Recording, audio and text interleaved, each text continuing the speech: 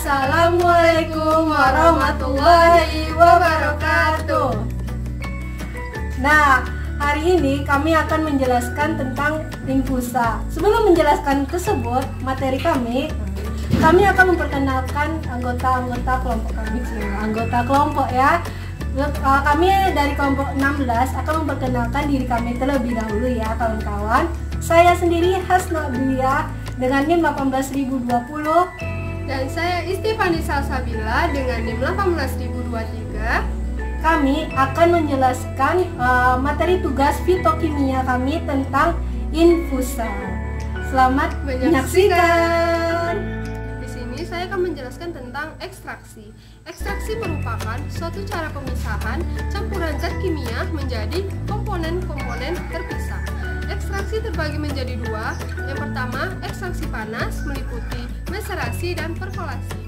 Untuk ekstraksi dingin meliputi dekokta, reflux, infusa, dan lain sebagainya. Baiklah, saya akan menjelaskan tentang infusa, dekokta, dan infus. Pertama, infusa. Infusa adalah sediaan cair yang diperoleh dengan cara mengekstraksi Simplicia nabati dengan pelarut air selama 15 menit dengan suhu 90 derajat Celcius. Untuk dekokta, prinsip kerja dari dekokta sama dengan prinsip kerja infusa. Hanya saja proses pemanasan yang berbeda. Untuk dekokta selama 30 menit dan infusa selama 15 menit. Infus adalah sediaan cair yang berisi bahan obat yang digunakan dengan cara menyuntikkan ke tubuh dengan rute intravenous. Untuk metode infus dinamakan infudasi, merupakan penyarian yang umum dilakukan untuk menyari zat kandungan aktif yang larut dalam air dari bahan-bahan nabati. Untuk cara kerja pembuatan infusa, pertama, membasahi bahan Simplicia biasanya dengan air 2 kali bobot berat Simplicia.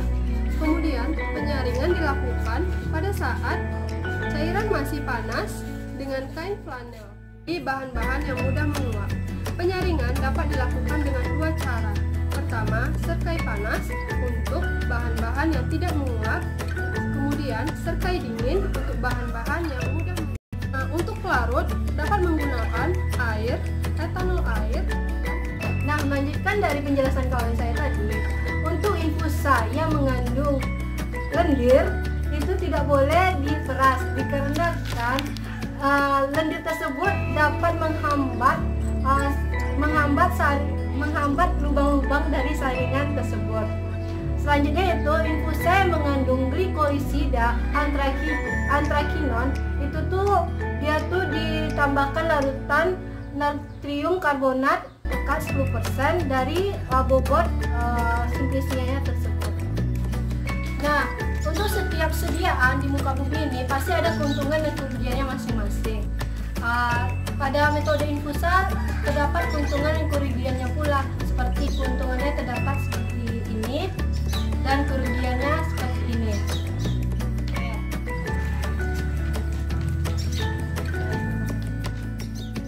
Setelah keuntungan dan kerugian tersebut, kita dapat menyimpulkan ada beberapa hal-hal yang harus diperhatikan dalam metode pembuatan infusa ini.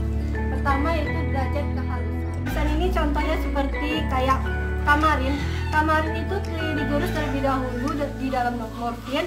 Sebelum digurus, biji-bijinya itu dikeluarkan terlebih dahulu. Terus kedua ada buah adas manis. Buah adas manis ini dia dihancurkan terlebih dahulu sebelum dibuat Simplicianya. Derajat halus untuk Simplicia yang digunakan untuk infusa harus memenuhi beberapa derajat kehalusan sebagai berikut ini. Sebagai berikut ini ya kawan-kawan. Yang kedua, menurut FI edisi 3 halaman banyaknya bahan Simplicia. Banyaknya bahan Simplicia ini digunakan untuk 10 bagian Simplicia untuk 100 bagian serkaian, di mana hal ini berlaku untuk Simplicia yang bukan mengandung bahan yang berkhasiat keras. Untuk memeriksa takaran maksimal Simplicia Untuk memeriksa takaran maksimal dari Simplicia tersebut harus dipastikan bahwa zat-zat berkhasiat tersebut telah larut dalam sari itu. Nah, setelah banyaknya bobot, selanjutnya itu banyaknya air. Hal-hal yang harus diperhatikan dari banyaknya air ini itu banyaknya air yang biasa digunakan untuk pembuatan infusa yaitu 2 kali biasanya, 2 kali dari bobot simplisia tersebut.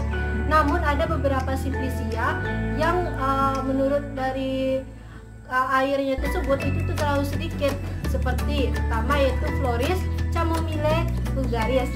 Itu tuh biasanya dia menggunakan 4 kali bobot simplisia tersebut pelarut airnya. Yang kedua itu Karagen menggunakan pelarut air 15 kali dari bobot simplisia tersebut. Yang ketiga yaitu Tamarin ini menggunakan pelarut air sama dengan bobot dari simplisianya tersebut. Yang keempatnya itu adalah penghangatan di sini. Infusa menggunakan 15 menit waktunya, yaitu dengan suhu derajatnya itu 90 derajat Celcius setelah panci. Yang kelima yaitu penyerkaian sama seperti yang kawan saya jelaskan tadi, yaitu pertama simplisia mengandung minyak asiri itu tidak boleh diserkai secara panas, hanya boleh diserkai secara dingin. Kenapa hal itu bisa terjadi?